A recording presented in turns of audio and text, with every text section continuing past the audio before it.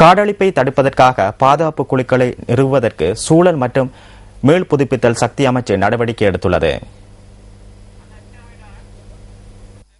Police மா அதிபரின் ஆலோசனைக்கமைய பிரதேச செயலாளர் மட்டத்தில் இந்த குழுக்கள் நிறுவப்பட உள்ளதாக அமைச்சின் செயலாளர் DMU பஸ்நாயக்க தெரிவிக்கின்றார். காடழிப்பு மற்றும் மரக்கடத்தலை தடுப்பதற்காக இந்த நடவடிக்கை எடுக்கப்பட்டுள்ளது. சுற்றாடல் அமைச்சு, நீதியமைச்சு மற்றும் பாதுகாப்பு பிரிவுகளை ஒன்றிணைத்து காடுகளை பாதுகாக்கும் விசேட திட்டத்தை முன்னெடுக்க உள்ளதாக சூழல் மற்றும் மீள் புதுப்பித்த சக்தி அமைச்சின் செயலாளர் கூறுகின்றார். பிரதேச செயலாளர் மட்டத்தில் பாதுகாப்பு குழுக்களை நியமித்து பொதுமக்களின் ஒத்துழைப்பை பெறுவதற்கு எதிர்பார்த்துள்ளதாகவும் அவர் கூறியுள்ளார்.